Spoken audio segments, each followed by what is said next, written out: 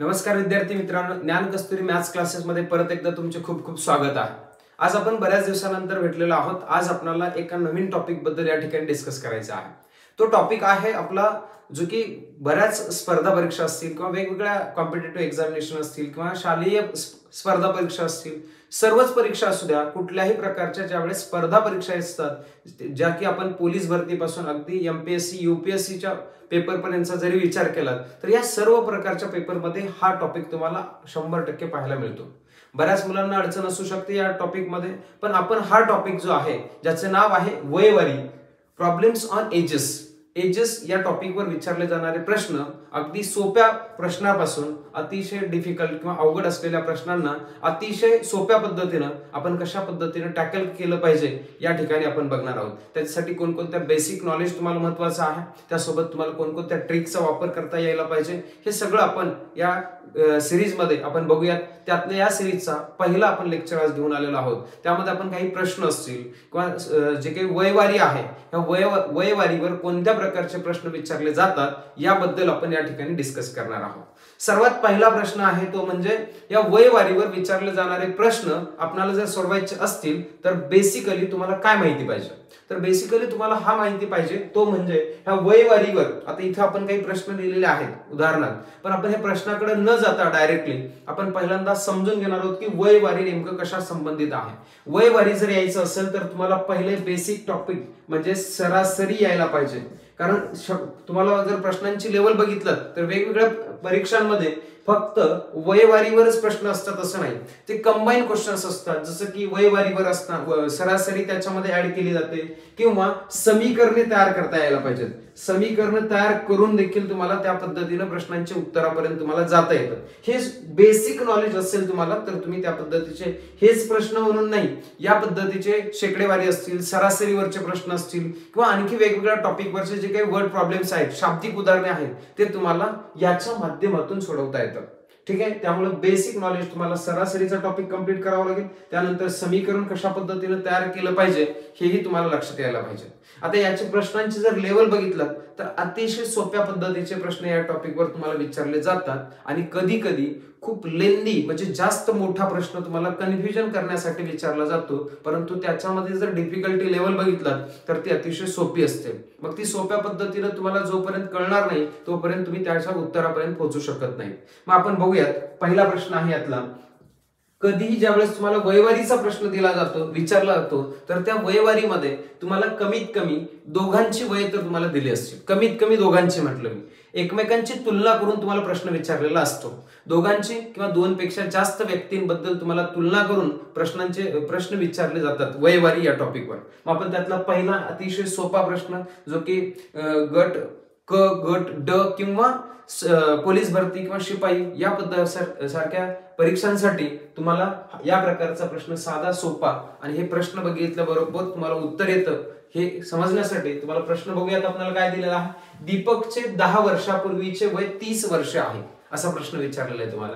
त्याच्यानंतर तर तो किती वर्षांनी 60 वर्ष वयाचा होईल असं तुम्हाला प्रश्न विचारलेला आहे। प्रश्नामध्ये काय सांगितलेलं आहे हे थोडंसं तुम्हाला समजणं गरजेचं आहे। तर प्रश्नामध्ये आपल्याला सांगितलेला भाग आहे की दीपक जो आहे त्याचं 10 वर्षापूर्वीचं वय दिलं, 5 वर्षापूर्वी असेल, तसेच 10 वर्षानंतर, तसेच आपल्याला आजचे वय, अशा वेगवेगळ्या प्रकारे प्रश्न विचारले जातात। मग इथे 5, 10 असंच असेल असं नाही, इथे संख्या वेगळी असू शकते आपली, कदाचित 5च्या ऐवजी 6, 7, 10च्या ऐवजी 1, 2, 3, 4 अशा वेगवेगळ्या प्रकारे प्रश्न विचारले जातात। हे बेसिक तुम्हाला सगळे जे प्रश्न असणार आहेत ते सेम फॉर्मॅटमध्ये असतील, या प्रकारचेच प्रश्न असतील। आता या प्रश्नापुरतं आपल्याला हे एवढी माहिती असणं गरजेचं आहे। आता पुढच्या प्रश्नामध्ये किंवा आणखी वेगळ्या प्रश्नामध्ये काय माहिती असायला पाहिजे तो आपण प्रश्न बघत असताना बघूयात। मग आता पहिल्या प्रश्नामध्ये आपल्याला लक्षात आलेलं आहे की दीपकचे 10 वर्षापूर्वीचे वय 30 वर्ष आहे। मग आपण पहिल्यांदा आजचे वय काढण्याचा प्रयत्न करायचा। सोपं आहे, आपण डायरेक्ट याचं जर उत्तर बघितलं तर तोंडी पण काढू शकतोय, पण जर तुम्ही म्हणजे जर याला बेसिक मेथड नुसार जर सोडवायचं असेल तर तुम्ही आजचं सपोज पण करू शकतात. आता बेसिक कसं आहे बघा, बेसिक नुसार आपण पहिल्यांदा समजून घेऊया.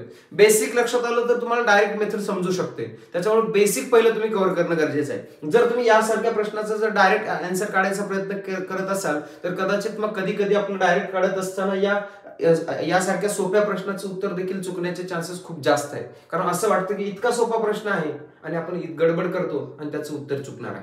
त्यामुळे बेसिक मेथड समजून घेऊयात पहिल्यांदा. मग आपल्याला इथं आजची वय काढायचं आहे, म्हणजे तुम्हाला आजचं वय पहिल्यांदा सपोज करून घ्यावं लागेल. म्हणून आजचे वय हे आपण X वर्ष आहे असं आपण म्हटलं. आता कुणाचं असेल हे, इथे एकट्या दीपकचं दिलेलं आहे म्हणून दीपकचं वय X वर्ष झालं.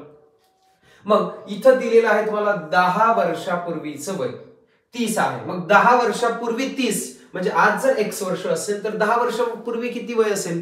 पूर्वी म्हटलं की वजा करायचं, नंतर म्हटलं की अधिक असणार आहे. ह्या बेसिक गोष्टी लक्षात ठेवा. मग आता 10 वर्षापूर्वी किती असेल? मग वर्षापूर्वीचं वय, आता सपोज X केलंय, आज X आहे म्हणजे 10 वर्षापूर्वीचा जर विचार केला तर X वजा 10 असेल. बरोबर, 10 वर्षापूर्वीचं वय आपल्याला दिलेलं आहे 30 वर्ष, मग इथं असेल 30. हे वजा असलेलं म्हणजे हे समीकरण आलं बघा. मी आता तुम्हाला सांगितलेलं होतं, काय सांगितलेलं होतं तुम्हाला, अशा प्रकारचे प्रश्न सोडवत असताना समीकरणे किंवा सरासरी अशा प्रकारे भाग असणार आहे. मग इथं समीकरण आलं, आता हे समीकरण सोडवायचंय. मग हे वजा असलेलं 10 पुढे गेलं तर अधिक होतं, म्हणजे X बरोबर 30 अधिक 10 म्हणजेच आलेलं आहे उत्तर आपलं 40. X म्हणजे आजचे वय आलेलं आहे 40 वर्ष. म्हणजे आज दीपकचं वय 40 वर्ष आहे. तर तुम्हाला आजचं विचारलेलं नाही, तुम्हाला म्हटलंय की तो किती वर्षांनंतर 60 वर्षाचा असेल. आज जर तो 40 वर्षाचा आहे तर 60 वर्षाचं वय कधी होईल त्याचं? तर याच्यामध्ये अजून 20 वर्षाच्या नंतर, म्हणजे आणखी 20 वर्ष जर झाले ऍड याच्यामध्ये केलं आपण, अजून 20 वर्षाच्या नंतर त्याचं वय असेल 60 वर्ष. हे झालं बेसिक मेथड नुसार, म्हणजे आपलं याचं उत्तर असेल आणखी किती वर्षानंतर? 20 वर्षानंतर. म्हणून ऑप्शन नंबर 2 हे 20 हे या ठिकाणी उत्तर असेल. हे बेसिक मेथड सांगितली मी तुम्हाला. या बेसिक मेथड नुसार तुम्हाला सगळे प्रश्न सोडवता येतात. पण आता काही वेळेस बऱ्याच जणांना असतं की सोपा प्रश्न आहे तर डायरेक्ट कसा सोडवायचा आहे, तर त्याच्यासाठी मेथड सेकंड इथं सांगतो. अजिबात पेनही उचलायची आवश्यकता नाही, पण या मेथड मध्ये चान्सेस आहेत आपल्याला की चुकण्याचे पण चान्सेस आहेत. कारण गडबड असते, पेपरचं प्रेशर असतं, टायमिंग आपल्याला कमी असतो आणि आपला कॉन्फिडन्स तिथं जास्त, ओव्हर कॉन्फिडन्स पण होण्याचे जास्त चान्सेस असतो. कारण प्रश्न बघितल्यावर सोपा वाटतो आपल्याला. 10 वर्षापूर्वीचे वय 30 म्हटलंय, मग आज सरळ सोपं आहे. 10 वर्षाच्या अगोदर जर 30 असेल तर 10 वर्षाच्या नंतर म्हणजे आज असेल. मग आज म्हटलं तर 10च आधी करावं लागेल याच्यामध्ये, नंतर म्हटलं की आधी करायचं म्हणून सांगितलंय. मग 10 वर्षाच्या नंतर म्हणजे आज असेल, म्हणून 30 अधिक 10 डायरेक्टच सांगता येतं किती आहे? 40. आता वय 60 वर्ष करायचं आहे त्याचं, म्हणजे 60 मधून आजचं वय वजा करा 40 म्हणजे उत्तर येतं 20. म्हणून डायरेक्टच उत्तर तुम्हाला 20 अशा प्रकारे सोडवता येतं. या 2 मेथड झाल्या. तुम्हाला जी मेथड सोपी वाटेल त्या पद्धतीने तुम्ही करू शकता. तर माझं म्हणणं असेल की तुम्ही पहिल्यांदा बेसिक समजून घ्या, मग तुम्हाला डायरेक्ट प्रॅक्टिस नुसार हे तुम्हाला डायरेक्ट करता येतं. नाहीतर एकच प्रश्न सोडवायचा आणि हे असं सोडवायचं, तर कारण प्रत्येक प्रश्न येणारे जे पेपरमध्ये असतील तुम्हाला ते वेगवेगळ्या प्रकारचे आहेत, एकाच प्रकारचे प्रश्न असणार नाहीत. मी तुम्हाला ही ट्रिक सांगितलेली असेल तर याच ट्रिकवर असा क्वेश्चन तुम्हाला विचारला जाणार नाही. कारण प्रत्येक वर्षीचा जर पेपरचा पॅटर्न बघितला तुम्ही तर बदलत चाललेला आहे. आता बघा दुसरा प्रश्न आहे, दुसऱ्या प्रश्नाकडे जाऊयात आपण. हा थोडासा सोपा होता, हा पण सोपाच आहे पण थोडा लेंदी आहे, खूप थोडा मोठा आहे. बघूयात आपण इथं काय सांगितलेलं आहे. मनीष व त्याची 3 मुले यांच्या वयाची सरासरी म्हटले. बघा या ठिकाणी सरासरी दिली आपल्याला. सरासरी म्हटलं की मग आता तुम्हाला सरासरीचा फॉर्म्युला माहिती पाहिजे. सरासरीचा फॉर्म्युला काय आहे आपला? सरासरी बरोबर एकूण सर्वांची बेरीज असेल, एकूण बेरीज सगळ्यांची जेवढे काय आहे त्याचे काही संख्या असतील, वय असतील, तर सर्वांची बेरीज भागिले एकूण संख्या असतील. किती संख्यांची बेरीज करतोय त्या संख्या असतील, किंवा एकूण किती व्यक्ती आहेत त्या व्यक्तीनुसार इथं आपल्याला करता येतं. हे सरासरीचा फॉर्म्युला. या फॉर्म्युल्यावर खूपच प्रश्न विचारले जातात. या फॉर्म्युल्याच्या आधारे तुम्हाला वयवारीवर बरेच सारे प्रश्न विचारले जातात. आता बघा, मनीष व त्याची मुले यांच्या वयाची सरासरी वर्ष 13 आहेत. म्हणजे किती एकूण किती जण आहेत? आता ही मुलं 3 आहेत आणि हा मनीष 1 आहे.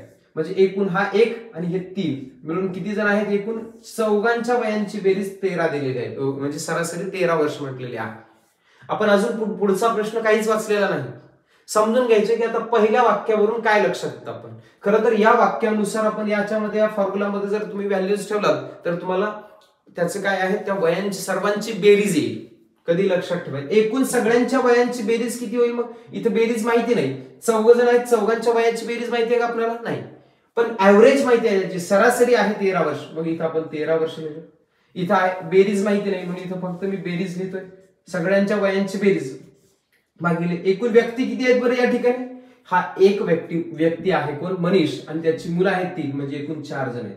म्हणजे त्यांच्या वयांची बेरीज जी आहे ती 13 गुणिले किती असणार आहे? भागाकारातल्या इकडे गुणाकारामध्ये 4, म्हणजेच येईल 52 वर्ष. या चौघांच्या वयांची बेरीज आहे.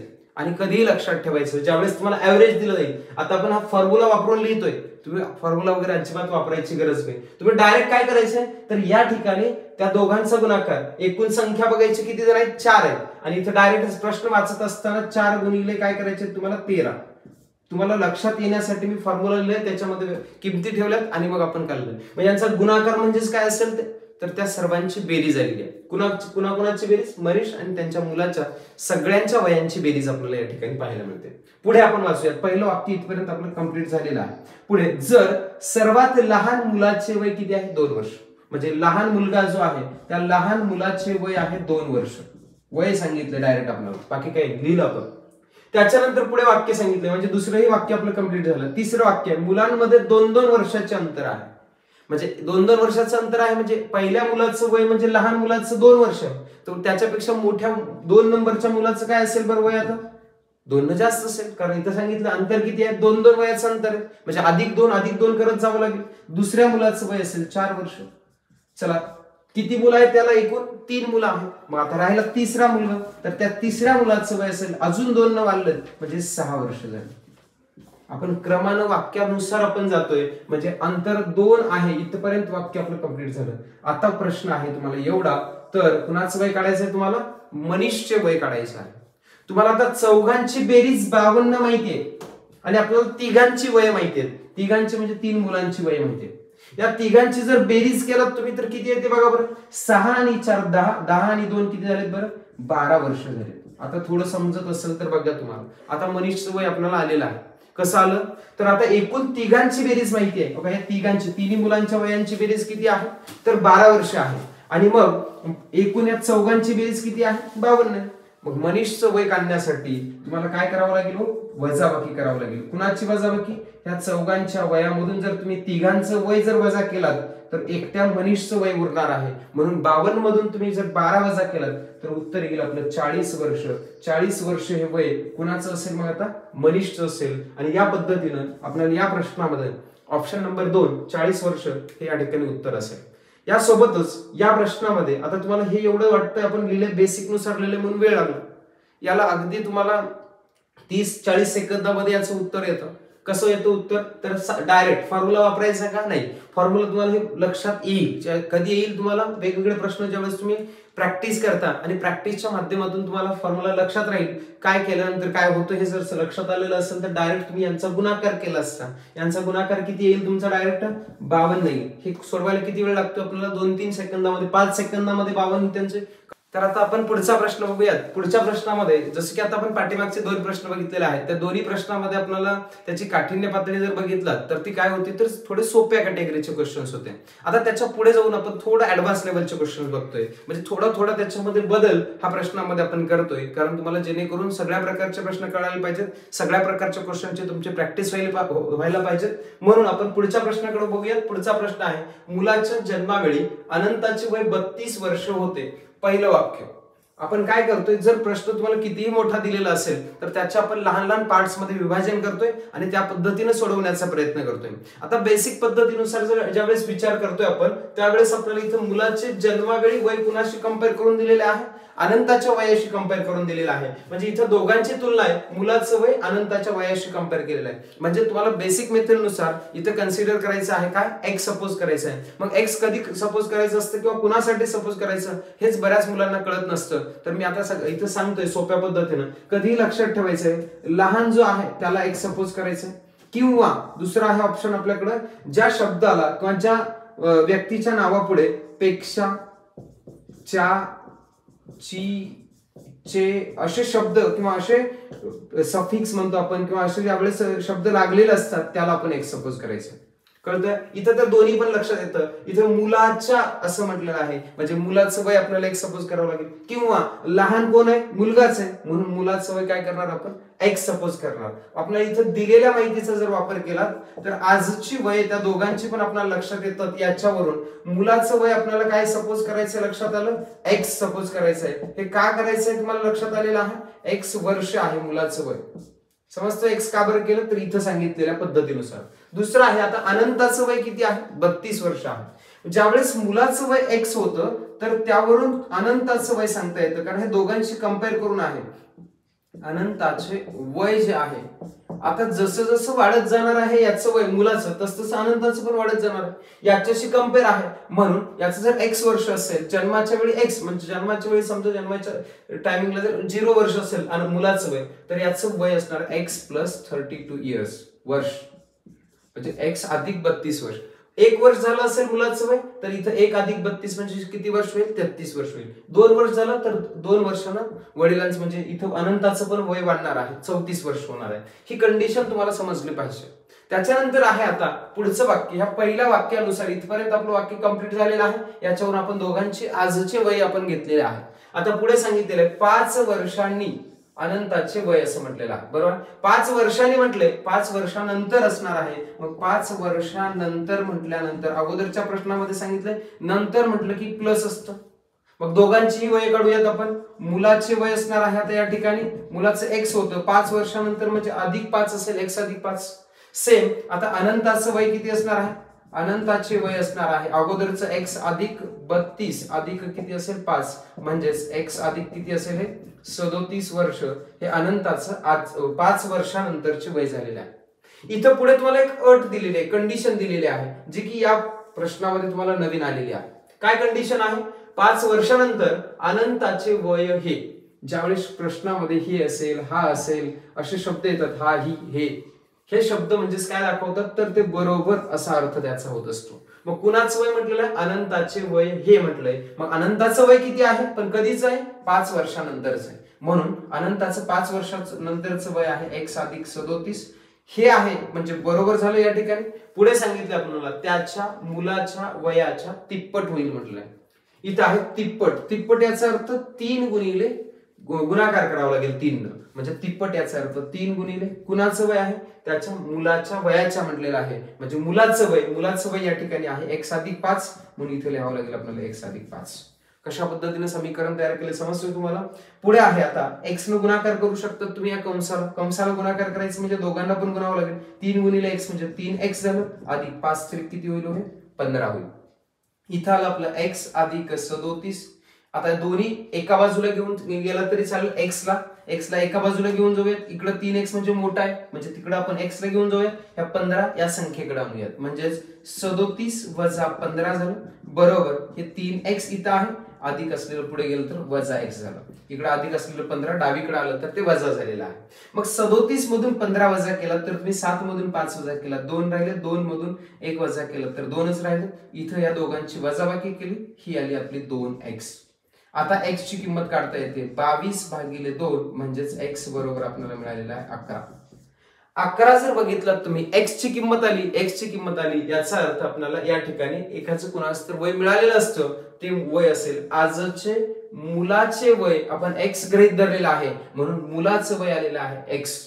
मग अनंताचं किती असेल? अनंताचं वय असेल, x ची किंमत याच्यामध्ये ठेवायची आहे 11 अधिक 32 बरोबर असेल 43, म्हणजे दोघांचीही वय मिळालेली आहे. मग आता आपल्या ऑप्शन मध्ये तर दोघांची वय असलेला ऑप्शन बघा, 43 आणि 11 असलेला पहिलाच ऑप्शन आहे, म्हणून पहिलं हे उत्तर आपल्या ठिकाणी बरोबर आहे. कळालं तुम्हाला कशा पद्धतीने सोडवलेलं आहे? ही आहे आपली बेसिक मेथड. या बेसिक मेथड मध्ये आपल्याला इक्वेशन तयार करायचं आहे. इक्वेशन तयार करत असताना ही बेसिक माहिती आपल्याला कोणत्या पद्धतीने लिहिलं पाहिजे, यातले जे काही की पॉइंट्स आहेत, जसे की इथं चा असेल तर आपण त्याला एक सपोज करतो, हा ही हे असेल तर त्याला बरोबर सपोज करतोय, पट असेल तर त्याला गुणाकार करतोय, या वगैरे वगैरे असल्या सगळ्या गोष्टी तुम्हाला माहिती असायला पाहिजे. ही झाली बेसिक मेथड नुसार तुम्हाला सोडवण्याची पद्धत. आता मी डायरेक्ट कसं सोडवता येऊ शकतं, कधी कधी काही क्वेश्चनचा आन्सर हे समजलं, प्रश्न वाचत असताना समजल्याच्या नंतर सोडवता येतं. जसं की या प्रश्नामध्ये तुम्हाला सांगितलंय मुलाच्या जन्मावेळी अनंताचे वय किती आहे? 32 वर्ष आहे. या वाक्याचा मिनिंग असा होतो की त्या दोघांच्या वयामध्ये कायमस्वरूपी फरक जो असणार आहे तो कितीचा असणार, 32 वर्षाचाच असेल. कारण जसं वडिलाचं वय वाढेल सेम त्याच पद्धतीनं मुलाचं पण वाढणार आहे. म्हणजे याचं वय जर 2 वर्षांनी वाढलं तर यांचं पण किती वाढणार आहे, 2च वर्षांनी वाढणार आहे. जसं की याचं मी आता इथे उदाहरण सांगितलं, या मुलाचं वय समजा 4 वर्ष झालं, इकडे 4 वर्षच वाढणार आहे. पण ह्या दोघांमधला डिफरन्स मात्र कितीचा असणार, 32चाच असणार. मग ते तुम्ही ऑप्शन मध्ये बघा. इथे जर पहिला ऑप्शन बघितला तर पहिल्या ऑप्शन मध्ये तुम्हाला 32चा फरक आहे. बाकी याच्यामध्ये 32चा एक आहे आणि दुसरा तुम्हाला कशामध्ये सापडेल, याच्यामध्ये सापडतोय का तुम्हाला, नाही सापडत. आणि हा जर बघितला तुम्ही याच्यामध्ये 32चा नाही सापडत. म्हणजे हे 2 ऑप्शन तुमचे कॅन्सल होतात. कम्पेअर तुम्ही याच्याशी करू शकतात आणि दिलेल्या कंडिशनचा विचार करून तुम्ही बघितल्यानंतर इलिमिनेशन मेथड नुसार या प्रश्नाचं उत्तर तुम्हाला 1 नंबरचं मिळू शकतं. अशाही पद्धतीनं तुम्हाला डायरेक्ट काही सेकंदामध्ये उत्तर तुम्हाला मिळू शकतं. ठीक आहे. हे कधी येईल तुम्हाला, ज्यावेळेस तुम्ही या प्रकारच्या क्वेश्चनचे जास्तीत जास्त रिव्हिजन कराल, प्रॅक्टिस कराल, त्यावेळेस तुम्हाला येणार. तर नेक्स्ट आपण पुढचा क्वेश्चन बघूयात. सेम या प्रकारचाच आहे पण थोडंसं आणखी याच्यामध्ये बदल आपण केलेला आहे. म्हणजे आपण प्रश्न घेतोय तर ते प्रत्येक प्रश्न वेगवेगळ्या प्रकारचे घेतोय. आता या प्रकारचा क्वेश्चन तुम्हाला प्रॅक्टिस मध्ये देण्यात येईल, परंतु आता आपण वेगळ्या प्रकारचा म्हणजे एव्हरी टाईप क्वेश्चन्स आपण बघणार आहोत. इथं बघा, आता दुसरा प्रश्न आहे, पुढचा 4 नंबरचा प्रश्न आहे. महेशचे वय सारंगच्या वयाच्या निमपट आहे.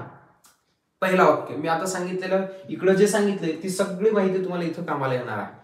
काय म्हटलं मी आता इथं तुम्हाला, इथं दोघांपैकी लहान कोण आहे कळते का आपल्याला, जवळपास इथं नाही कळत किंवा तुम्ही विचार केल्यानंतर समजेल की, पण आपण तेवढा विचारच करायची गरज नाही. इथं तुम्हाला महेशचे वय म्हटलंय, सारंगच्या इथं 4 लागले, वयाच्या, बरोबर. म्हणून इथं कुणाचं वय सपोज करावं लागेल तुम्हाला, सारंगचे वय.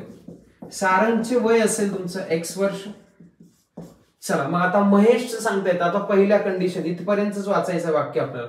महेशचे वय काही नाही म्हणजे इथं हे असू शकतं, महेशचे वय हे सारंगच्या वयाच्या निमपट आहे. म्हणून महेशचे वय म्हणजेच आपण गृहीत धरू शकतो हे म्हणजे बरोबर आहे. सारंगच्या वयाच्या निमपट म्हटलंय, निमपट याचा अर्थ काय असेल, 1/2 X वर्ष असेल. निमपट म्हणजे 1/2 असेल, अर्ध असणार आहे. त्याच्यानंतर आता पुढे सांगितलंय 5 वर्षानंतर सारंगचे वय. आता 5 वर्षानंतर म्हटलंय, मग आता दोघांचं पण काय काढायचंय तुम्हाला, 5 वर्षानंतर काढून घ्या वय दोघांची पण. 5 वर्षानंतर म्हटलं की प्लस असणार आहे. प्लस किती करावं लागेल, 5 वर्षानंतर म्हटलं म्हणून +5. मग आता सारंग सांगता येतं, सारंगचे वय असेल किती, X + 5. सेम महेशचं दोघांचंही काढून घ्यायचं लगेच. महेशचं वय असेल 1/2 X अधिक किती असेल 5. हे वर्ष मध्ये आलेलं आहे. आता पुढे कंडिशन काय दिलेली आहे बघा. सारंगचे वय त्याच्या वडिलाच्या तत्कालीन वयापेक्षा 25 वर्षांनी कमी असेल म्हटलं, ही कंडिशन आहे. आणि पुढे एक वाक्य सांगितलंय, सारंगच्या वडिलाचे वय 55 वर्ष. आता मध्येच इथं सारंगचे वडील आलेले आहेत आणि त्याच्यामुळं सारंगच्या वडिलाचं वय तुम्हाला इथं 55 वर्ष आहे म्हणून सांगितलेलं आहे. म्हणजे इथं आपण सारंगच्या वडिलाचे वय 55 आहे असं आपण 55 वर्ष आहे हे आपण कन्सिडर करू शकतात. पण कधीच आहे हे, तत्कालीन वयापेक्षा 25 वर्षांनी कमी असेल म्हटलंय. पण ही 55 वर्ष कधीच दिलेले, सारंगच्या वडिलाचे आजचे वय म्हटलेलं आहे, बरोबर आहे. मग 5 वर्षानंतरच म्हटलं, इथं आपल्याला सारंगची कंडिशन पुन्हा कधीशी दिलेली आहे, संबंधित आपल्याला 5 वर्षानंतर म्हटलेली आहे. त्यामुळं आपल्याला या ठिकाणी सारंगचं वय 5 वर्षानंतर घेतलंय. आता इथं वडिलाचं पण वय किती घ्यावं लागेल तुम्हाला, 5 वर्षानंतरच सारंगच्या वडिलाचे वय किती असेल. आज जर तुमच्याकडे 55 वर्ष असेल वडिलाचं वय, तर 5 वर्षानंतरच वय किती असेल, 60 वर्ष असणार. कसं लिहितोय आपण समजते का, एक एक स्टेप आपण करत जातोय. कंडिशन सांगितलेलं, आता कंडिशनचा आपण विचार करूयात. 5 वर्षानंतर सारंगचे वय हे इथं असेल, हे त्याच्या वडिलाच्या तत्कालीन वयापेक्षा 25 वर्षांनी कमी असेल. ही कंडिशन वरून आपल्याला समीकरण मिळणार आहे. मग आपण समीकरण तयार करूयात. सारंगचे वय हे म्हटले म्हणजे सारंगचे वय इथं आहे X + 5 बरोबर तत्कालीन वयापेक्षा म्हणजे 5 वर्षानंतरचं जे वय असेल वडिलाचं त्याच्यापेक्षा 25 वर्षांनी कमी आहे. मग तत्कालीन वय किती आहे बरं हे, तर इथं वय दिलेलं आहे तुम्हाला किती, 60 वर्ष. म्हणजे 60 कमी आहे म्हणजे वजा किती असेल, 25 असेल. सारंगच्या वडिलापेक्षा इथे म्हटलंय 25 वर्षांनी कमी असेल, कमी म्हटल्यामुळे आलेलं आहे इथं वजा. आता समीकरण मिळालं आपल्याला, हे सोडवता येतं. आता बघा बरं सोडून, 60 मधून जर तुम्ही 25 वजा केलात तर तुम्हाला हे येईल किती, आता इथं 10 मधून 5 वजा केलात 5, इथं 5 मधून 3 वजा केलात 2 राहिलेत, बरोबर 3 राहिलेत, तर आपल्याला इथं 35 आलेला. आता इथं आपल्याला x बरोबर इथं काय होणार आहे, अधिक असलेलं पुढे गेलं तर काय होणार आहे आपलं, इथं आता वजा होईल, वजा 5 झालं. म्हणजेच x बरोबर इथं आलं आपलं 35 मधून 5 वजा केला तर उत्तर आलं 30. x म्हणजेच कोण आहे, वय कुणाचं आहे, तर x हे वय सारंगचं आहे. पण आपल्याला विचारलेलं कुणाचं आहे, महेशचं वय विचारलेलं आहे. आणि म्हणून आपण महेशचं वय काढू शकतात. कधीच आहे, आजच काढायचं आहे तुम्हाला. आजचे वय बघा इथं आहे दिलेलं तुम्हाला 1/2 x आहे. म्हणजे 1/2 म्हणजेच इथं 1/2 गुणिले x म्हणजेच किती आहे, 30 आहे. फक्त x च्या ठिकाणी किंमत ठेवली, भागाकार होईल आणि महेशचं वय मिळणार आहे तुम्हाला आजचे वय 15 वर्ष. हे उत्तर तुमचं या ठिकाणी येणार आहे. कळालं आपण कशा पद्धतीने काढलेलं आहे. या पद्धतीनं आपण आजच्या लेक्चरमध्ये वयवारीचे 4 प्रश्न घेतलेले आहेत आणि 4ही प्रश्न वेगवेगळ्या लेवलचे आहेत किंवा वेगवेगळ्या प्रकारचे आहेत. प्रत्येक प्रकारचे प्रश्न मी तुम्हाला प्रॅक्टिससाठी देणारच आहे. पण यासोबतच तुम्हाला हे लक्षात घ्यायचं आहे की या ठिकाणी दिलेला जो भाग आहे या प्रश्नांची जास्तीत जास्त प्रॅक्टिस करायची आहे. इक्वेशन कशा पद्धतीने तयार केलेला आहे, जसं की आपण मागच्या एक्झाम्पल मध्ये सरासरीचा पण काही भाग बघितलेला आहे. तर त्या प्रकारच्या प्रश्नांमध्ये आपल्याला कोणत्या प्रकारचा फॉर्म्युला वापरायचा आहे, काय करायचं आहे, ह्या सगळ्या गोष्टी तुम्हाला लक्षात येणं गरजेचं आहे. आपण असं अपेक्षा करूया की तुम्हाला हे लेक्चर समजलेलं आहे. अशा प्रकारचे नवनवीन लेक्चर्स आपण लवकरच तुम्हाला तुमच्यासाठी घेऊन येऊयात. या ठिकाणी थांबूयात.